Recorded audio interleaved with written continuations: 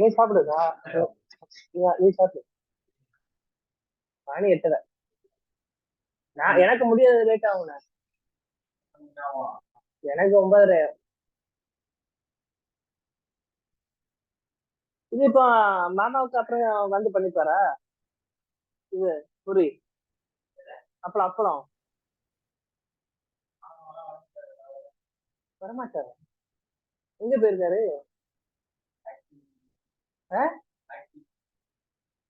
Hacking குடியா?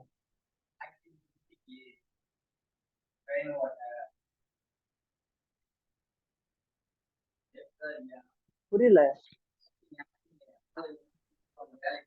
வேற வேற இடத்துலயா?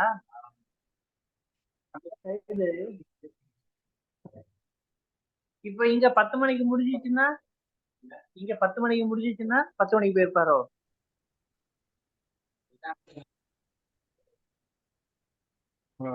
Madam, can you please give me the post access?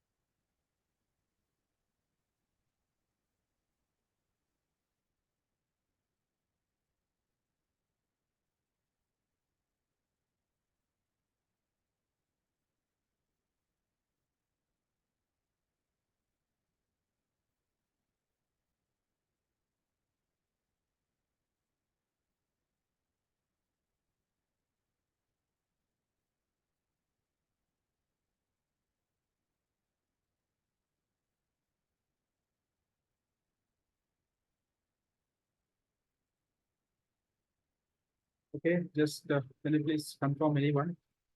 You are able to hear me and you are able to see the presentation.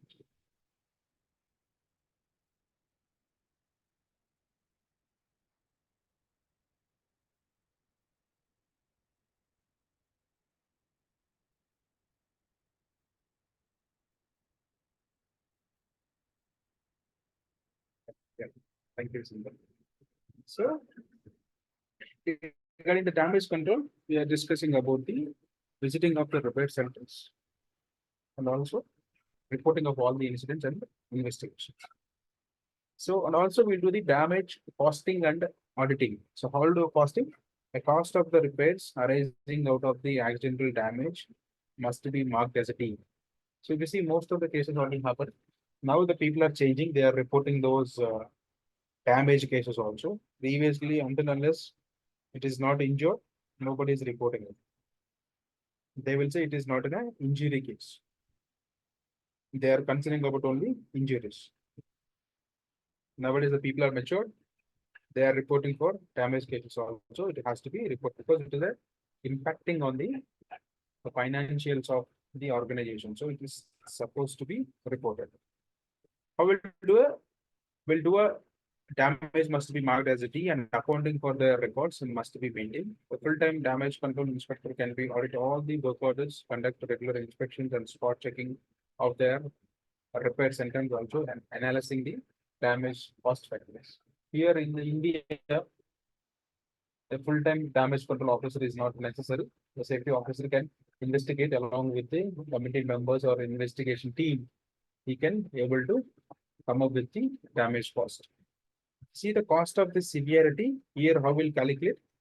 We will consider total cost of the accidents into 10 power 6 divided by the total production man hours. Here we are not talking about the total man hours, total production man hours. So how many man hours of the production?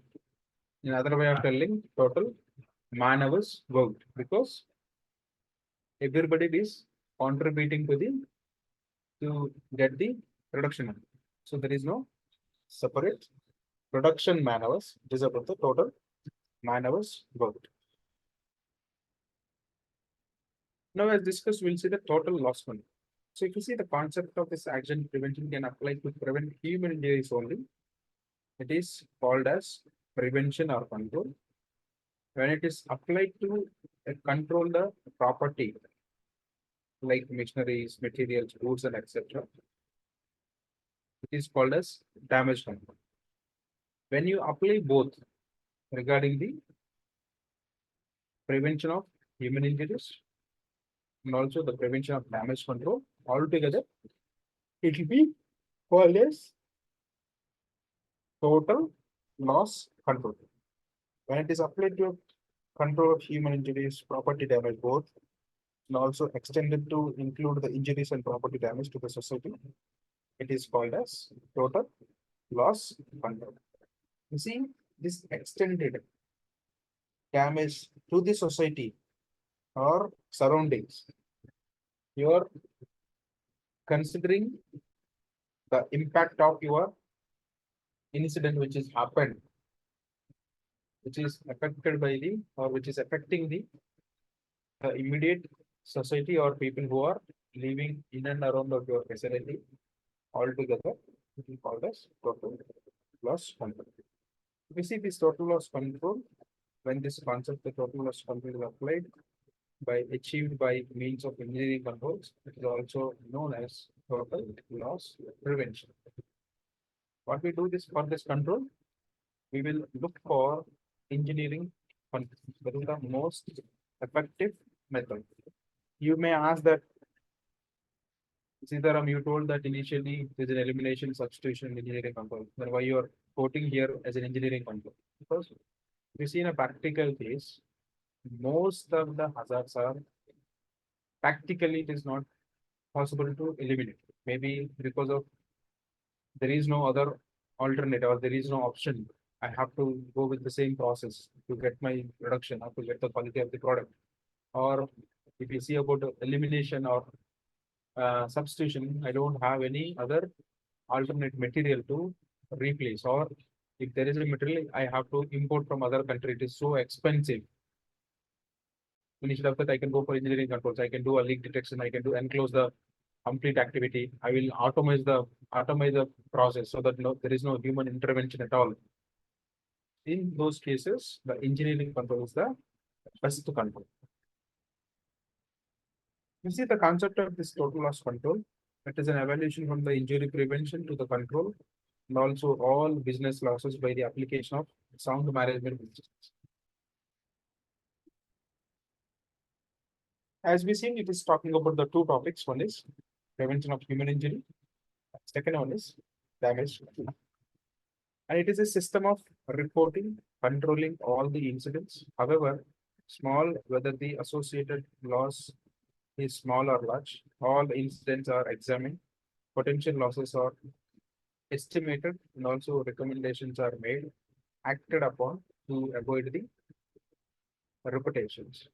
What we do here, we do all the incidents, will do an examination, then we will estimate the potential losses, and also we will give the recommendations. It's not about investigating the incidents and also taking corrective actions. And it is a program to eliminate unnecessary costs by means of identification of the downgrading situations, a measurement of loss potential situations, and selecting a method to control the situation, and finally implementation of the methods within the industrial environments. And also downgrade the incident could be defined as a deviation. It is accepted performance level resulting into the injury, and also occupational sickness or diseases, property damage, fire and explosion, breach of security, pollution or product liability, and also business interruptions. So by identifying the proper methods, implementing the techniques, and assessing the performance levels, and also looking into the occupational sicknesses and diseases cases, so that we can avoid the total loss control. How we can develop the concept? So if you see this concept, maybe the people who are working in all the safety, they would have known this ratio 300, 29, and 1. So this is the scenario, Mr. H.W. Hendrich. He has done so much research on this injuries or incidents or safety performances in 1931. he came up with this ratio. He is claiming that this 300 will be the bottom line cases.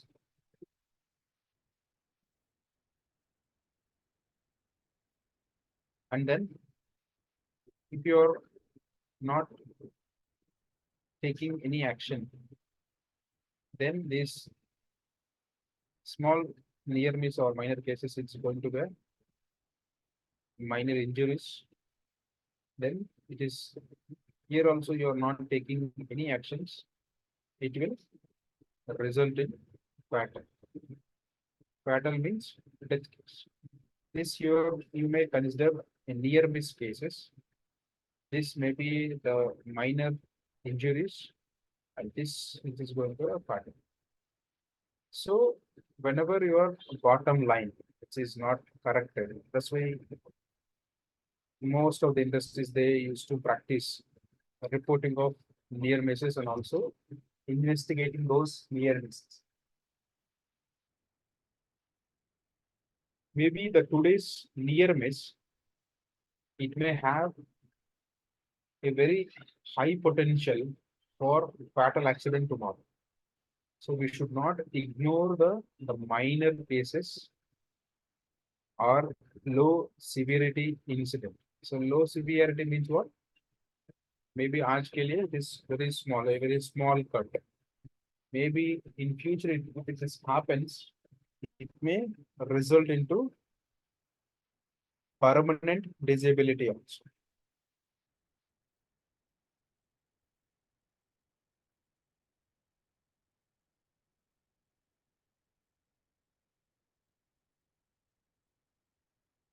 Okay. So there are other scientists also. Frankfurt, he is quoting that he is taking 500 cases, minor cases, then it leads to 100 minor cases. There also, if you are not taking proper measures, then it leads to a pattern. And there is John, he has taken 175, 19, and 1. There are many such kind of scenarios. The main intention is, or behind this research, we should look into the bottom line cases so that we could prevent these fatal cases. Through this race become a different studies and proves that to improvise the important conclusions. No injury agent are far greater than the serious or minor injuries. So it is necessary to control the prevent large number of non-injury or minor injury accidents for controlling or preventing the major or disabling accidents.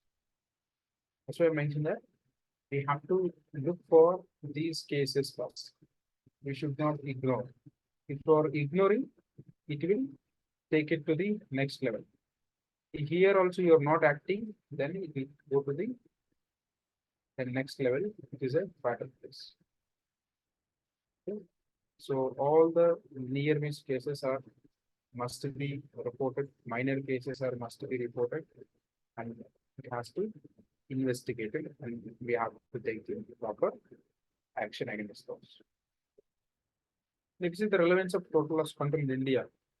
So if you see this is very old data, not recent data. So accidental deaths in the industry is around 1,40,000. Non-fatal injuries almost 5 lakhs. A workman compensation being paid 500 lakhs. So the insurance companies they have paid the compensation. Then ESIC benefits paid almost 20,000 lakhs. It's not 2 lakhs or 20 lakhs, 20,000 lakhs. Then loss due to the beneficiaries in the packing and transportation, commodities like food and other industries, which is around 5,000 crore. Then loss due to fire and other cases, which is 2,000 crore fire incidents. Okay. This is how the India will impact the loss control. So if you're able to control the incidents effectively, we can save this much amount. Now we'll see what are the fundamentals of this loss control, how we can take it forward. So if you see all the accidents or unsafe conditions, unsafe actions are symptoms of something wrong in the management system. As I told you in the investigation, accident investigation class, you should not directly jump into the conclusion. If a person is committing for any unsafe action, there may be an n number of reasons behind that unsafe action. So here the statement correctly said, accidents, unsafe conditions, and unsafe actions or symptoms of something wrong in the management system. Management in the system, in a sense, it is not the mistake of the manager or mistake of the director.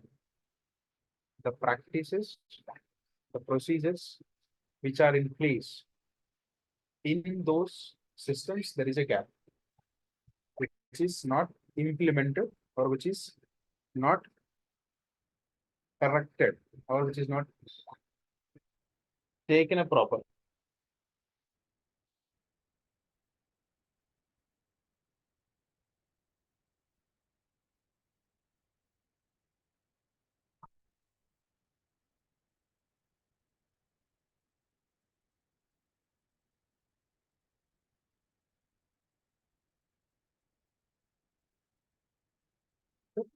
Safety, certain set of circumstances can predicted to produce the severe injuries which can be identified and also controlled. So here it is nothing but identification of the hazards. So to prevent the serious cases, safety should be managed like any other company function. A management must direct the safety efforts by setting achievable goals, by planning, organizing, and controlling to achieve that. And the key to effective line safety performance is management procedures that fix responsibility and also accountability. So how like company function, the safety, for example, other company function in the sense like production, they will say it is very important. A similar way, the management should consciously tell to the bottom line people or managers, the safety should also equally important as production. And we should do get in a achievable goals by doing proper planning, organizing, and controlling. This planning, organizing, and controlling we have discussed on our IS 101 sessions. And the key to effective line safety performance is a management procedure to fix the responsibility and also the accountability. So whoever the line managers or line functions or the immediate managers and also the safety team, they should have the proper responsibilities, defined responsibilities. It is not that everybody is responsible for everything, it will get diluted. So we should define the specific responsibilities of the people. Okay. And the function of safety is to locate and define the potential errors that allow accident to occur.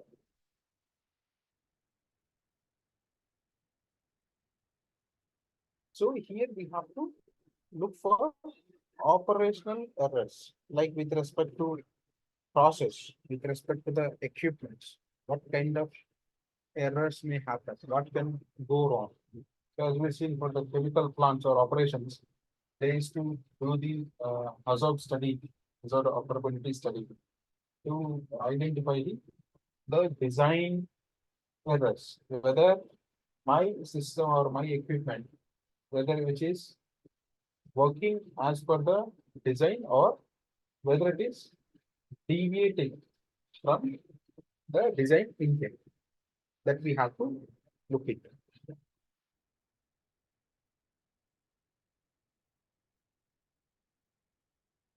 Now we'll see the management of loss control, how we can manage. Now we have seen the approach. Now we'll see how we can manage. The risk department, it is nothing but safety department or the risk manager, nothing but safety officer. And the departmental heads should first formulate a total loss control policy for the company or loss prevention committee. Generally, if you see in the Gulf countries, they used to have this loss prevention team or loss prevention officer. So here in India will be altogether called as the safety policy and also safety committee team should be formed to execute the policy. So if I'm not wrong, in the our previous class of IS 103 or IS 102, we have discussed about the safety committee. Who will be there in the committee? What and all their responsibilities or duties of the safety committee, and also what kind of actions or activities they will perform, and what is the composition of the safety committee. And also we have discussed about the uh, the tenure of the committee, how it can be formed, and also what is the duration or tenure of the committee now we have discussed. And the responsibility should be fixed by a special attention to employee selection, placement, training, and participation in adopting safety design, and also safety audits and checklists, and also goals should be achieved. So if we have, there is a procedure. First, we do identification of hazards, and we'll do then evaluation of those hazards, and then we'll do a planning and implementing measures to reduce those hazards, and also the frequent review. So frequently, whatever the hazards which are identified, those has to be reviewed. Then application of procedure and following benefits. What we get once you have done all these activities. One thing is minimizing damage to men, machines, and material, and saving on insurance or the better insurance coverage at the lower cost. So if you see this insurance coverage, what will happen? They used to say that initially you have to pay the more premium. If you are not claimed for this any claims, automatically they will give some benefits or some advantages. Or following year, they will tell that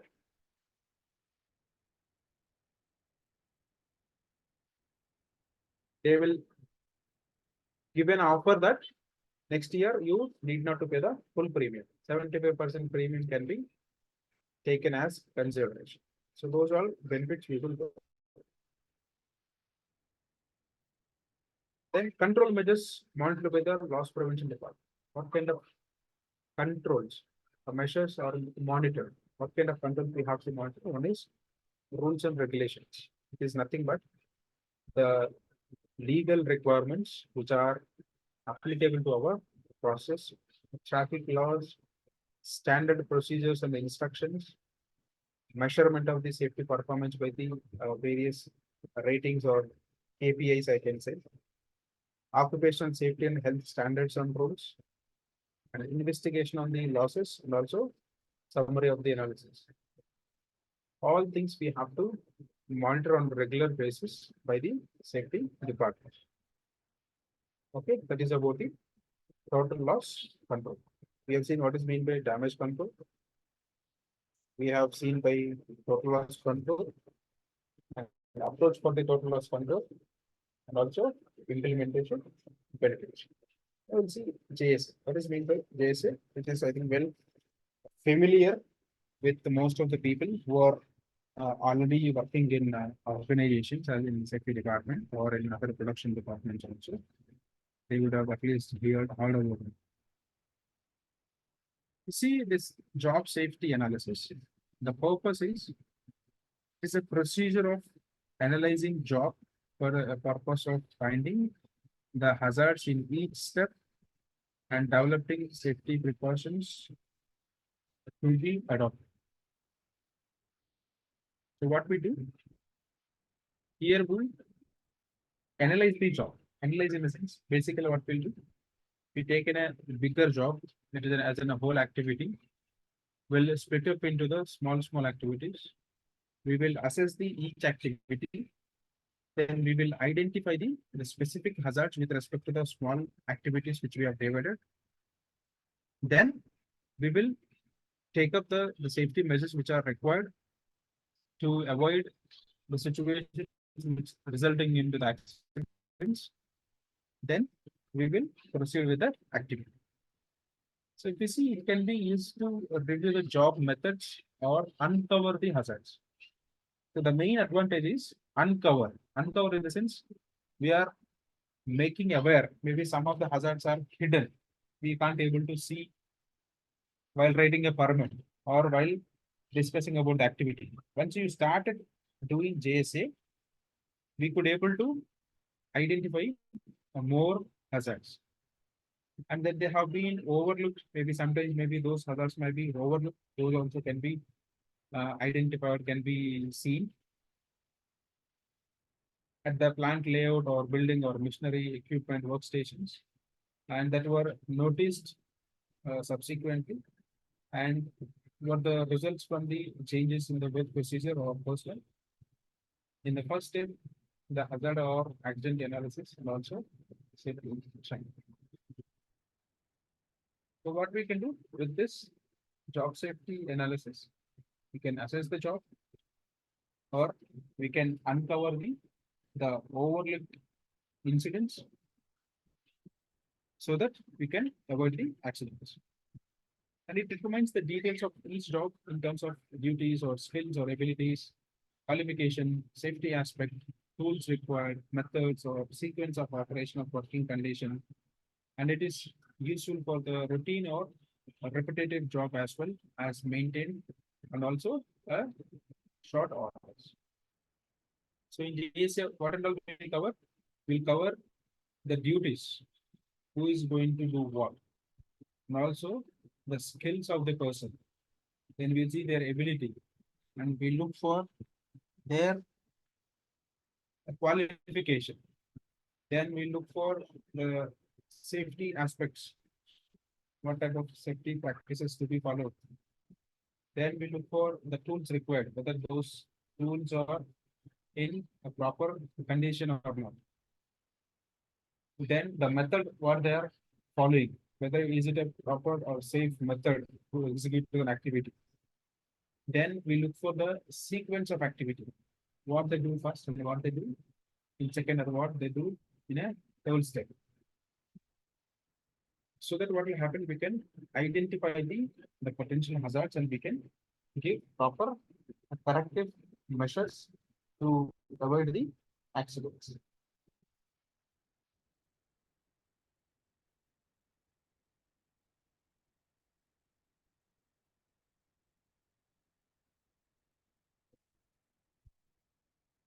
I will see what is the advantages with JSA.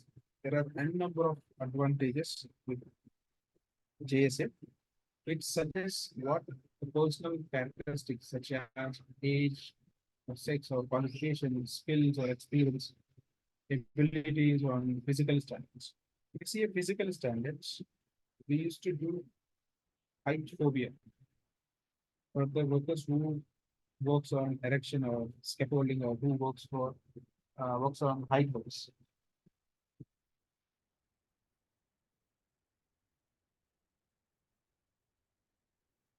And we'll see certain people are suitable. We'll see their age, their physical condition, which is suitable for the activity which they assigned. And the job breakdown sheets are useful to train the new workers in proper sequence of doing the job and also safely and effective.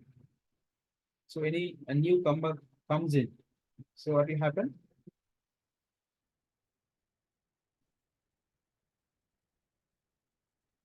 We can use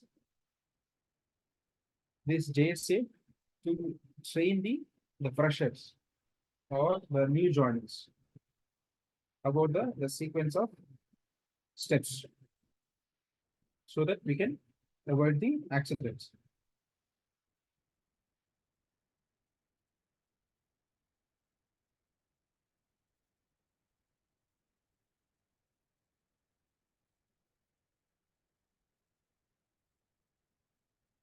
The hazards are noticed before they cause any accident and suggest the preventive measures in advance to avoid the accidents.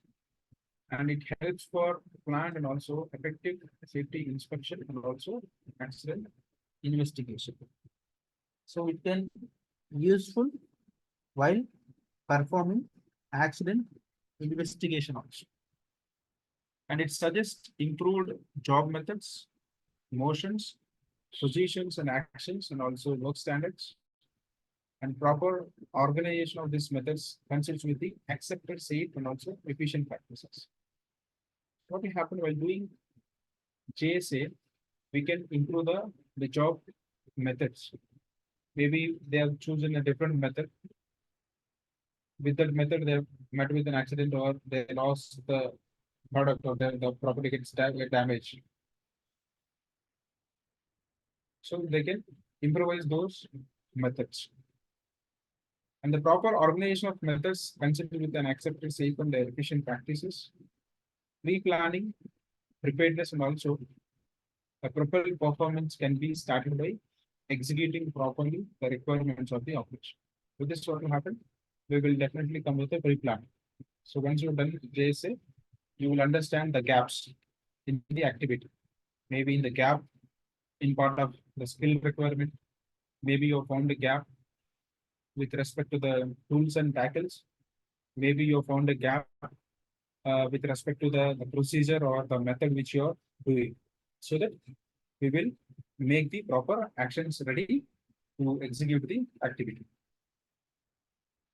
And if you see the procedure, what we do, as I mentioned, first we will select the job, whatever it is, either material charging or loading, unloading, brickwork or material shifting, whatever it is. We'll break down the steps into successive steps.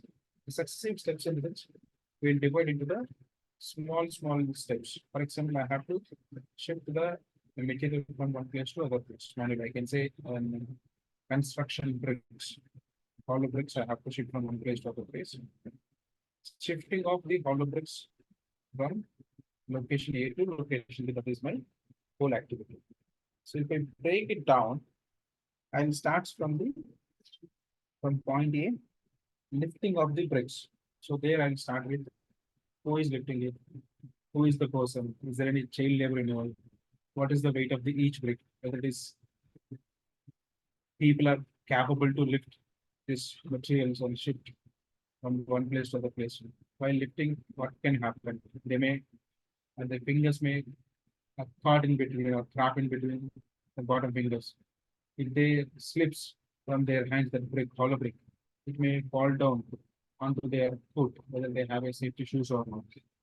So all things will comes in based on the splitting of activity.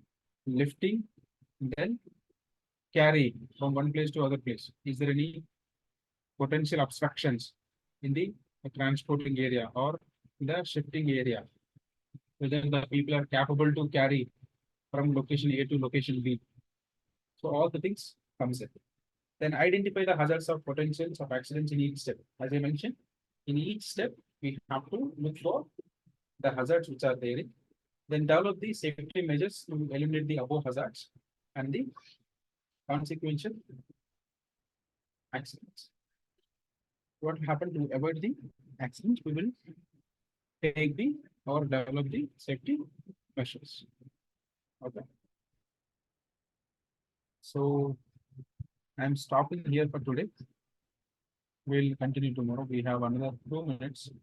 Regarding the training material, I have shared all the training material from, as Senthil mentioned, from 24 till today. So you will get the material.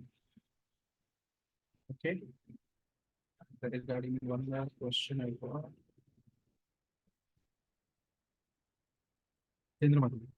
Chandramati, you have to contact with the training coordinator so that they will share the material. I didn't have any direct contact with the students regarding the sharing of the material. You can put your concern to the respective training coordinator. They will share you the material. Okay, that won't be an issue.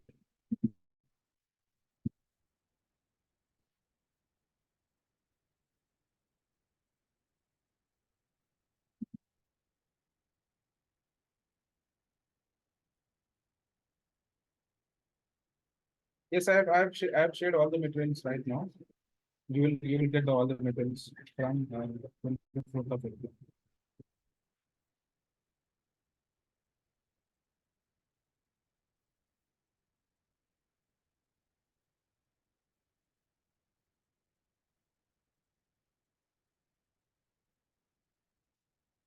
Okay. Any questions?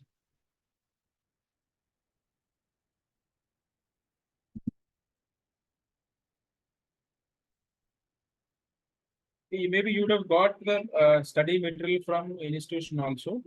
So go through the study materials as well and my material also. So that in the end of the examination, you'll be very clear, or you can, because those exams are, I think, continuously it will have every day the exam will be there, so that you will not get enough time in the last of the days. So go to the training material which is you got from the institution, and also you read this PPTs and make your own notes so that it will be easy for you during the examinations.